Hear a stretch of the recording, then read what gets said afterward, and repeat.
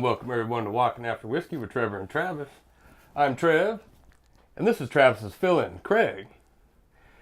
We had to recently let Travis go because of his lack of ability with time management. Yeah, all right. Anyway, we got a great show planned for you guys tonight.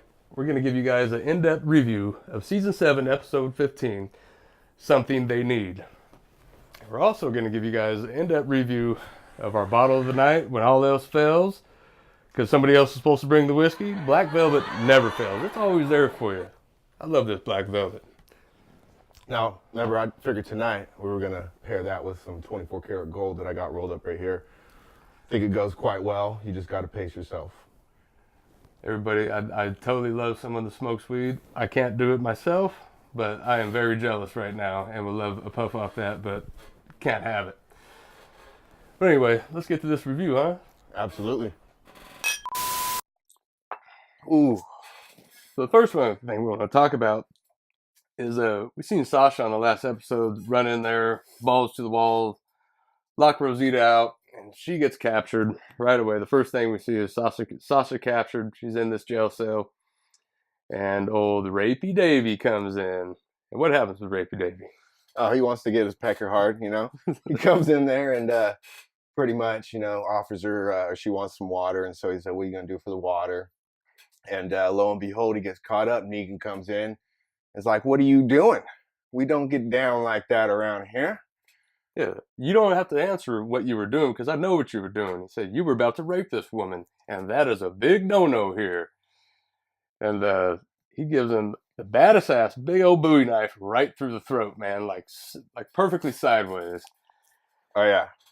Not even a walker yet. And then he leaves her with the knife because he knows, you know, he's going to become a walker, and gives her some options.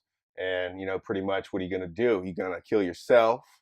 Actually, he finds out who she is. At first, he didn't know, and then he goes, "Oh, wait a minute, I know you. I know you." She says her name. He says, yeah, Sasha. Yeah, you were there the night of the bang bang. So now he knows that she wants to kill him really bad. So he gives her that choice, you know, kill yourself, kill him, do what you want to do, and leaves the knife in there.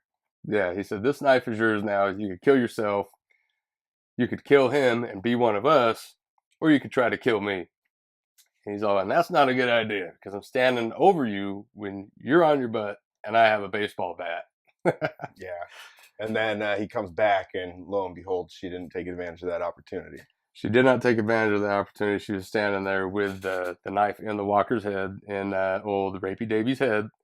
And she says, yeah, you win.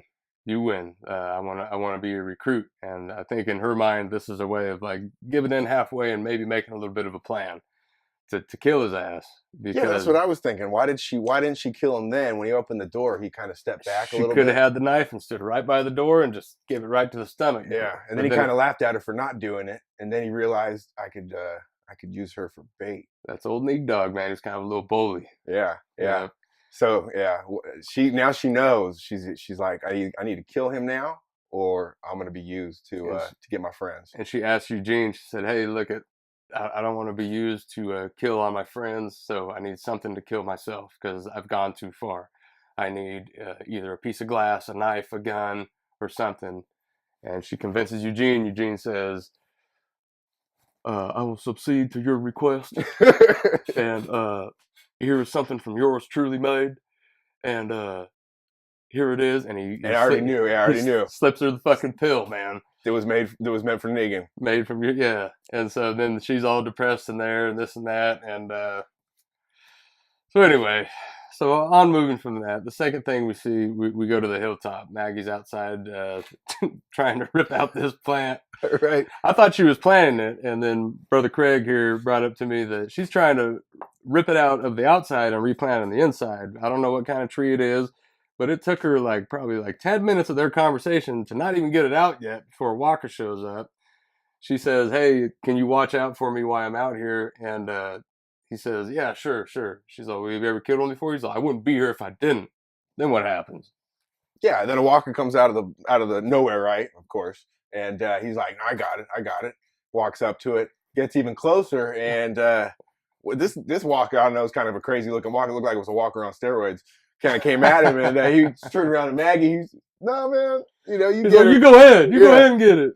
And she, I mean, that thing, what is that, little shovel, like one of those little mini shovels? Little I mean, gardening come on, shovel. man. She's That's trying to grab it and find the right point for it. Yeah, it took her a minute while that was going on. He got hit up by a female stalker. Was it a female walker? Excuse me, yeah, female walker. Yeah, it was a long hair walker. Yeah, got him, and then Maggie came up and killed that one too. Pretty much saved his life. Gave him a new lease on life. And then they're sitting there. He's puking, and a couple of the Hilltop boys roll by, and they're like, "Oh, is he okay?" And Maggie's like, "It's his first time killing a walker. He had to learn sometime." Right. And they're like, "Not what he told us." Yeah, that's right. She straight called him out on that.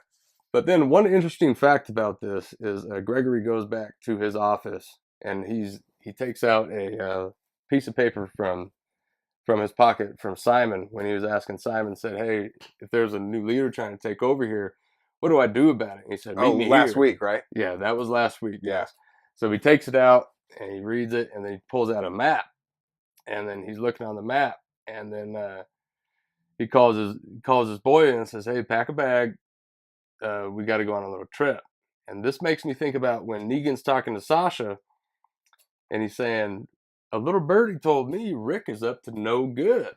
And so I wonder if that had any timeline in there with Gregory telling Simon that told Negan, or who do you think? So somebody's our little birdie there? Somebody in the kingdom, or who do you think it would be in the kingdom? Who would it be in the kingdom? I don't think anybody knows. I'm just saying there's so many different outlets. You know, there's a lot of could be leaks. Yeah, there's a lot of could be leaks going on right now. So Negan knows there's a leak, and it's not Gregory yet because he hasn't made it to that place. Yeah, so Negan already knows. Yeah, so it ain't from Gregory yet. Then we get to the real meaty part of this episode here. Yeah, and this is the pleasant robbery and recruit of Oceanside, and this reminded me a lot of Negan and his plan. Yeah, and what do they do? I mean, it's kind of is this a moral issue that's going on here? I know we're doing it for good cause and good reason. It's almost like Rick took a page out of Negan's book to beat Negan. He went to. However, there was they're not taking food. They're not taking resources. They're not taking people. They're not taking all people, their guns. But they're taking all their guns in a way for them to defend themselves, except for against stalkers. I think they left them with their knives and all that. Right. So he comes up and Rick at this moment, he's like, "Look, we're not here to cause trouble. They set explosives around, make some noise, and draw them out, draw them into one area, and they put everybody on their knees." And they rounded them up like a bunch of, rounded them up like some fucking cattle, dude. Yeah, school kids. The recess bell has rang. Yeah, exactly. And Rick's there. He said, "Hey, man, we're not here to hurt you guys. We're just here for your stuff." That to me sounded a lot like Negan. And but you know what? When it came down to it, though, half those people, those girls, that were when they went on to that showdown and everybody was fighting, shooting the guns, everybody saving each other. Shook hands with Rick after. Shook hands, and half of those girls wanted to go. Yeah. They wanted to go and fight, but their rule is the mama son. No. Well, the rule is if all of them don't go, then I didn't catch that. Yeah. She said we all half of us want to go, but if not all of us want to go, then none of us can go. Well, there you go. Yeah. Or there you don't go. So what about the very last scene that we see coming in where they're all driving back and Daryl's gone on his bike, and we got the everybody's in the camper. They come up to the camp, and we see Rosita open Alexandria. Rosita opens up the gate. Rosita says, "There's somebody here waiting for you." Yeah. Who is it? Who do you think is that? That's Dwight, baby. He's waiting in there. He's ready. He's waiting in the cage. That's the guy. Travis called it. That is the guy with the crossbow in the shadows on the last time. Who? It's Dwight. It's the guy. You said somebody else's name in there? Craig called it. Okay. Craig called it last time, and he said the crossbow that. Oh, you hear that? Yeah, Craig. Yeah, Craig. I heard it.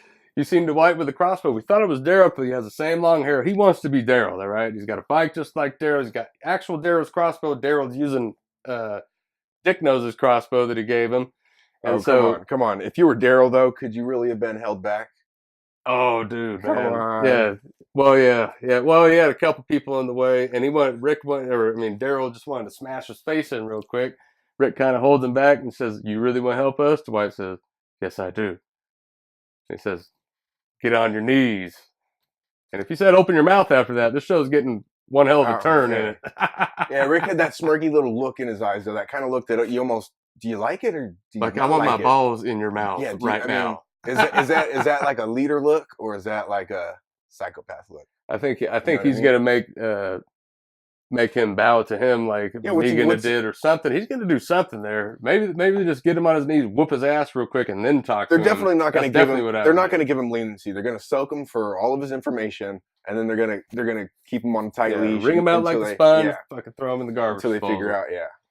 Right on. Let's get to this nice review of this whiskey and this fine marijuana you got here. Hey everybody, here's Maxwell facts on how whiskey is actually good for you. Whiskey fact number 67. You stressed out? It's a stress destroyer. Get out of your stress! Get out!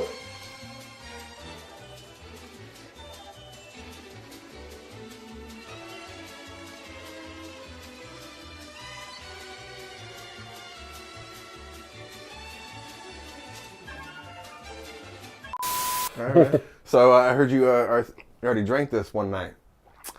We've drank this 2 nights. One when Trav didn't show up. On time, that is. And then the other night when it was just so happily chose for the whiskey.